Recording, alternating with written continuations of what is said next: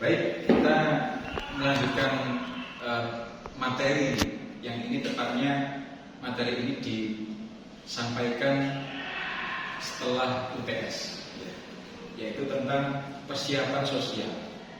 Apa sebenarnya persiapan sosial itu? Kita maknai sosial adalah suatu aktivitas interaksi, yang kemudian menghasilkan suatu keuntungan, suatu dukungan satu sama lain yang kemudian membangun suatu kemajuan, kesejahteraan dan keberhasilan kedua pihak. Maka arti sosial itu kemudian lebih dari satu individu yang saling terikat dan bekerja sama di situ. Nah, persiapannya apa untuk membangun suatu sistem sosial itu? Di dalam sistem sosial ada fungsi, peran, status sosial dan struktur dan lainnya. Kemudian menyangkut persiapannya apa? Persiapan yang pertama perlu dilakukan adalah kita harus tahu bagaimana sistem sosialnya, bagaimana struktur sosialnya, bagaimana fungsi orang-orang di dalam sistem itu, bagaimana peran di dalam orang-orang itu, dan bagaimana keterlibatan atau kerjasama di dalam sistem sosial itu. Itu yang kita bahas ya. Dan secara definisi, persiapan sosial merupakan langkah awal dari pengorganisasian atau pengembangan masyarakat. Jadi ini langkah awal. Kalau ini kita nggak lakukan, maka untuk kedepannya agak kurang berhasil kita melaksanakan suatu pemberdayaan. Dan pengorganisasian. Pengorganisasian itu kita bisa mengorganisir masyarakat. Ya, tidak sekedar mengumpulkan, tapi kita tahu apa kebutuhannya. Ya. Kalau dia butuh, tanpa kita ajak secara maksimal, dia akan datang sendiri. Karena dia seorang fasilitator juga butuh. Dorongan seorang jiwa fasilitator adalah untuk mengedepankan keberhasilan suatu masyarakat atau sasaran itu. Nah, langkah selanjutnya adalah pelaksanaan monet dan perluasan diseminasi. Nah, setelah persiapan sosial dilakukan, maka pelaksanaan. Di dalam pelaksanaan tadi harus ada tindakan, dilakukan secara kerjasama, partisipasi penuh dari seorang sasaran, ada pemikiran-pemikiran kritis untuk perubahan, kemudian sampailah pada impact, harus ada impact. Dari tindakan itu kalau nggak ada impact, maka ada sesuatu yang harus diubah, harus sesuatu yang kayaknya harus perlu diperbaiki.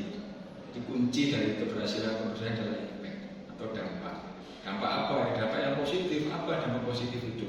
Peningkatan pengetahuan, peningkatan keterampilan dalam membuat suatu mina padi yang dulu itu padi secara monokultur dibuat mina padi. Kemudian bagaimana mendorong masyarakat yang tidak sadar akan pentingnya APD, alat pelindung diri selama menyemprot, kita dorong mereka kemudian berubah sikapnya, perilakunya, tindakannya lebih sering menggunakan APD. Dengan itu dia akan lebih aman dalam selama menyemprot, juga dia juga tahu takaran. Kadang kan dia kelebihan ya dalam memberikan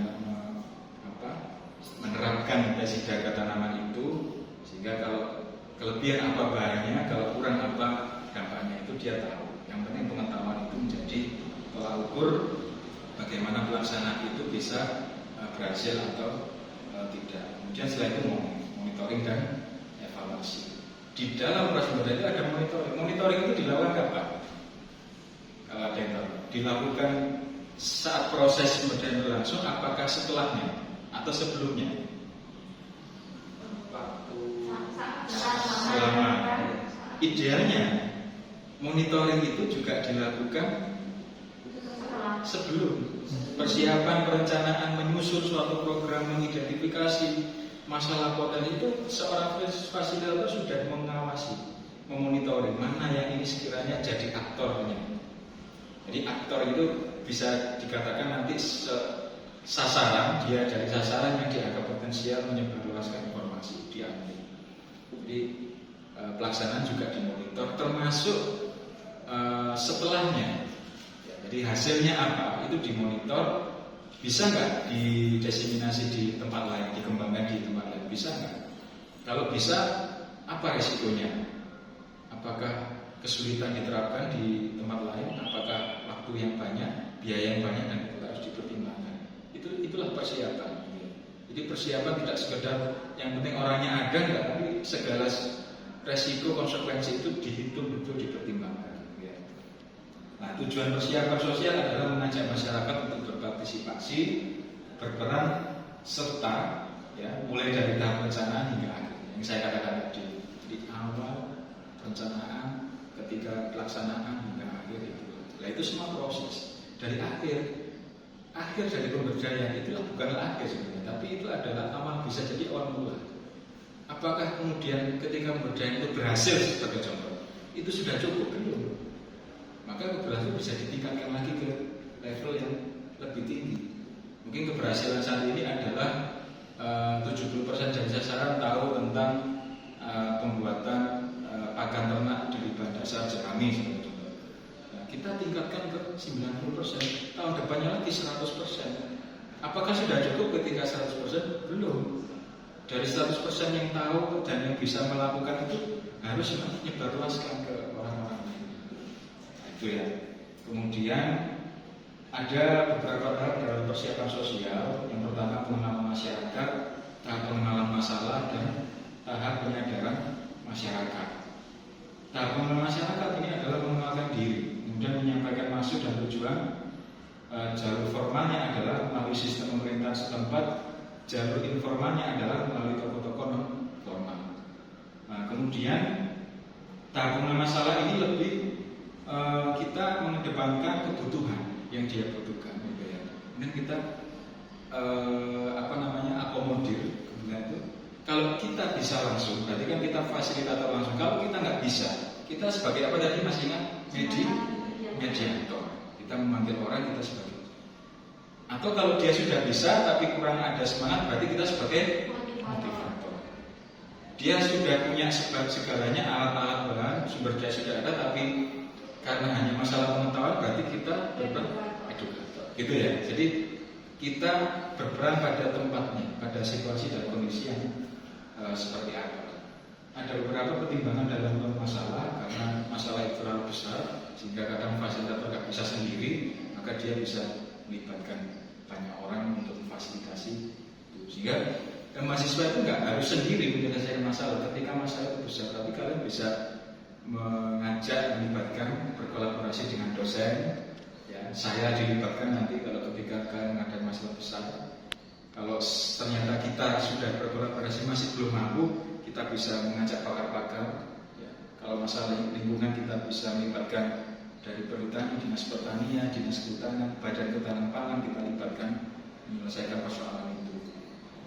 Kemudian beratnya masalah itu ya bisa karena skalanya memang luas, bisa terjadi dalam satu desa, bahkan satu kecamatan. Nah, kita harus mengetahui ya, ketika masalah itu dianggap berat, kita harus bisa mengetahui keywordnya atau cara mengatasinya. Dengan cara apa? Salah satunya strategi tadi. Ya, masih ingat yang tadi beberapa strateginya? Apa salah satunya? Masih ingat? Kita harus bisa membuat satu instrumen untuk menentukan masalah. Bisa ada alat-alat teknik-teknik itu dilakukan. Kemudian kita memegang orang kunci, yang orang kunci itu bisa mempengaruhi orang teman-temannya untuk menyelesaikan masalahnya. Kita bisa dengan pendekatan ketiga tadi, pendekatan mikro kalau masalahnya kecil, tapi kalau masalahnya besar kita mungkin pendekatannya makro, sudah pada kerana kebijakan. Ya. Baik, yang terakhir adalah yang tidak kalah pentingnya adalah dalam persiapan sosial itu tentukan berbagai instrumen dan alat-alat yang paling tepat mengatasi itu. Ya, seperti PRA atau RRA. Kalau PRA orientasinya pada partisipatif, kalau RRA atau rural appraisal pada penelitian. Oke. Saya kira itu penjelasan dari saya. Silahkan siapa yang bertanya, sebutkan namanya, ya, kita diskusi secara interaktif. Silakan. Oke, nama saya Kirana Administrasi, bisa dilanjutkan dengan 28-21. Nah, saya ingin bertanya Pak, tadi kan seperti yang Bapak katakan kalau persiapan itu merupakan langkah awal dalam advance sebuah pemberdayaan. Jadi yang saya pertanyakan di sini, apakah ada perbedaan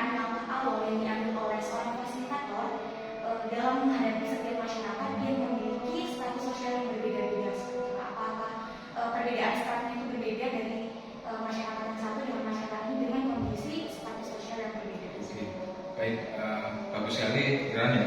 Pertanyaan cukup kritis karena saya tadi menjelaskan sesuatu yang masih general ya, sehingga mengkerucut ke strata sebenarnya. Ada strata bawah, menengah, dan atas. Apakah ada hal tertentu di situ? Oke, kita pending dulu ya. Ya, baik, Iran yang tadi saya menanggapi tadi pertanyaan cukup kritis bahwa persiapan itu memang sifatnya untuk secara general ya, tapi kita kan nggak tahu sasaran kita itu dari latar belakang apa, dan latar belakang secara ekonomi itu kan bisa dilihat dari strata menengah, bawah, menengah, atau atas. Jadi dalam stratifikasi itu bisa dilihat dari 4 faktor. Yang pertama, kekuasaan. Artinya kalau dia dalam strata atas, dia orang yang berkuasa, biasanya menjabat sebagai kades atau cari, atau istilah cari itu sekretaris desa, wali kota, bupati, itu punya kekuasaan tinggi. Dan yang kedua adalah faktor kekayaan. Ya, siapa yang paling kaya dia strata atas gitu ya. Yang merasa tidak punya finansial yang lebih, dia merasa itu ya strata menengah atau bawah. Nah, kemudian yang faktor kedua kehormatan, dan yang terakhir adalah pendidikan dan keuangan. Nah, coba saya menyoroti di sini. Biasanya kalau namanya strata, yang namanya pelapisan latar belakang itu lebih identik dengan kekayaannya, yang paling bisa dilihat strata itu. Dan kalau pengetahuan kan kita agak sulit ya, kita harus tanya dulu dia gimana kompetensinya, kognisinya. Nah, biasanya kalau dia adalah kapasitas ya, petani yang berkapasitas besar, sebagai contoh tuan tanah atau juragan tanah atau petani kaya, kita cukup kemudian memberikan akses gitu ya ke dia untuk menceritakan pengalamannya ke teman-temannya itu. Jadi jangan sampai kita menyia-nyiakan kalau ketemu petani besar, ketemu petani kaya, apalagi yang berpendidikan, pengetahuan, kita biarkan. Kita posisikan dia setara, tapi kita harus punya ruang-ruang itu, memberikan kesempatan ke petani kaya itu bercerita. Nah, artinya di sini kita sebagai mediator. Silakan sebagai contoh di sini adalah Ivan, ya. Pak Ivan sebagai petani yang dianggap kaya, memiliki lahan yang luas, menceritakan bagaimana mengelola lahan seluas 10 hektar tanpa ada kerugian, tanpa ada resiko kerusakan tanaman, ya, kegagalan panen bagaimana. Di situ kita ada proses diskusi untuk ya, persiapannya bisa di situ. Bagi ya nggak mungkin kan bagi orang yang sudah mampu kita mulai dari nol ya, membutuhkan waktu yang lama. Itu bagi yang mereka di kalangan atas. Malah kita suruh aja dia bercerita. Nah, bagi mereka yang berada di kalangan bawah, strata bawah, nah, ini yang kita harus mulai dari dasar. Ya, Bapak tahu tidak bagaimana masalahnya dia? Masalah saya banyak mas ini. Kan nggak mungkin semua ditampung, ya ditampung semua, tapi nggak mungkin semua dijadikan acuan dalam menentukan program. Tapi yang paling prioritas mana Pak? Mana mas ya? Kayaknya semua bermasalah. Nah, ini kan repot. Akhirnya apa yang bisa kita lakukan? Yaitu apa, persiapan sosial, menyiapkan instrumen untuk mengidentifikasi masalah sosial. Instrumen pertama berdasarkan luas masalahnya, paling luas mana Pak? Masalah hama ini paling luas, tapi kalau masalah air ini tidak semua terjadi di langsung. Berarti secara luas hama. Secara dampak yang paling berdampak besar yang mana? Hanya secara luas masalah, kedua secara dampak, yang ketiga adalah kontinuitasnya. Kalau secara kontinuitas yang paling terus menerus tidak bisa dihentikan yang mana? Sehingga kita harus punya indikator kemudian diletakkan dalam instrumen untuk mempersiapkan. Sehingga bedanya itu, kalau latar belakang petani yang sudah besar atau petani kaya itu cukup kita motivasi, kita dorong untuk menceritakan pengalamannya, supaya dari pengalaman itu membukakan akses petani kecil bekerja sama dengan itu. Kan ada stratifikasi terbuka ya, di mana petani kaya itu membuka kesempatan bagi petani kecil, baik melalui dipinjami lahan, menyewakan lahannya, tidak semata-mata untuk jadi buruh. Kalau petani kaya terus memposisikan petani sebagai buruh, itu tertutup stratifikasi. akan mempersempit akses petani untuk berkembang, gitu ya. Nah bedanya kalau yang tadi bagaimana perlakuan petani kecil itu tadi kita mulai dari nol, mulai dari dasar, yaitu apa? Untuk tahu nggak masalah dia, kebutuhan dia tahu nggak, potensinya tahu. Kalau itu tahu sudah kita rumuskan menjadi acuan program, kita laksanakan bareng, kita rencanakan bareng, kita laksanakan bareng hingga monitoring dan evaluasi secara berkala. Gitu ya kiranya. Ada lagi mungkin satu kali lagi, nggak apa-apa, satu kali lagi ya, terakhir ya. Perkenalkan, nama saya Purwatu Ayu Desain Magelang ini, jadinya bilang 073. Di pertanyaan Pak Dino, kamu menjelaskan bahwa saya ada 3 pendekatan, yaitu mikro, makro, dan meso. Dan tentunya dalam persiapan sosial ini kan pasti perbedaan dari 3 pendekatan tersebut. Nah, pada tiap pendekatan itu bagaimana sih Pak caranya untuk melakukan persiapan sosial? Oke, baik. Pendekatan itu tergantung dari skalanya ya. Kalau skalanya individu maka pendekatan mikro, skala kelompok meso, skala masyarakat, komunitas atau lebih luas itu makro. Terus yang ditanyakan tadi adalah pasti kan tetap ada perbedaan Pak. Perbedaannya ya. Bagaimana cara untuk melakukan persiapannya? Persiapannya ya, tentu berbeda. Kalau secara individu kita cukup diskusi intensif tentang apa masalahnya, kebutuhannya, potensinya apa, kita selesai. Tapi kalau pendekatannya adalah kelompok, skala kelompok atau meso, maka kita bisa membuat suatu forum FGD atau suatu forum-forum khusus tematik membahas tentang tema apa yang kekinian saat ini terjadi dan itu menjadi masalah Bapak Ibu sebenarnya. Masalah sekarang ini jerami yang tertimbun dan menjadi sampah, menjadi limbah, dan kita tidak tahu mengelolanya bagaimana supaya 3R ya, reduce, reuse, recycle. Reduce mengurangi sampah, recycle mengolah kembali supaya sampah nggak banyak. Terakhir apa tadi? Reuse, menggunakan kembali. Dengan 3 cara itu maka kita latih, ternyata bisa. Jadi kalau individu kita cukup demonstrasi, diskusi, intens, personal gitu. Kalau kelompok kita bisa menggunakan pelatihan, demonstrasi juga, tapi dalam skala kelompok. Ketika dalam kelompok itu kan juga beda-beda. Ada yang mudah menerima, ada yang sulit menerima. Maksudnya dia mudah memahami dan melakukan, yang sebagian juga sulit memahami dan melakukan. Maka kita harus memetakan. Yang mudah kita beri kelas khusus, yang sulit itu akan lebih efektif. Kalau kita campur, ini kita akan kerja 2 kali dan itu lebih berat. Itu strateginya ketika kita menghadapi suatu kelompok. Yang masyarakat, maka pendekatannya adalah kebijakan yang mampu tadi. Strateginya adalah kebijakan. Izin menanggapi, silakan.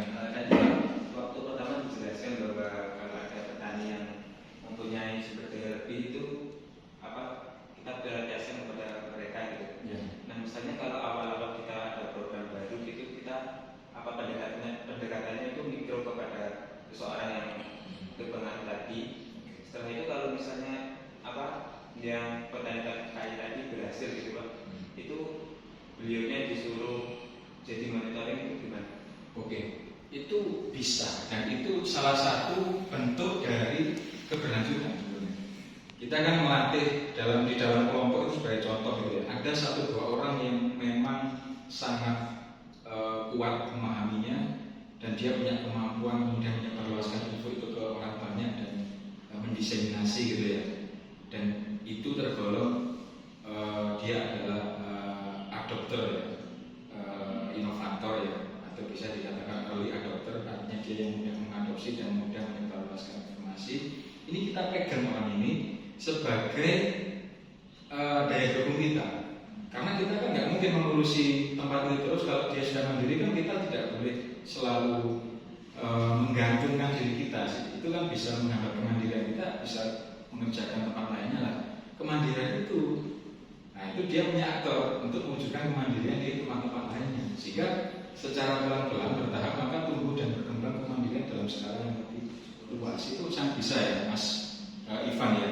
Termasuk tadi Mbak Aini ya menyangkut 3 hal itu, bagaimana cara persiapan dilakukan terhadap 3 pendekatan itu tadi. Kalau makro maka kebijakan itulah kita gunakan, maka top to down itu menjadi kebijakan itu bukan dari referensi si pemangku kebijakan, tapi dia harus bereferensi mengacu pada kebutuhan. Gitu ya. Itu yang menjadi penting, maka ada keselarasan, ada suatu keberhasilan dalam proses pemberdayaan. Saya kira itu ya untuk materi persiapan sosial. Saya mengapresiasi pemikiran-pemikiran kritis kalian semua ya, dari Ivan, Giran, Aini, Yanisa dan Azhar ya. Saya kira itu semoga kita selalu dalam keadaan sehat dan selalu produktif dimanapun kita berada ya. Selamat sore, assalamualaikum warahmatullahi wabarakatuh.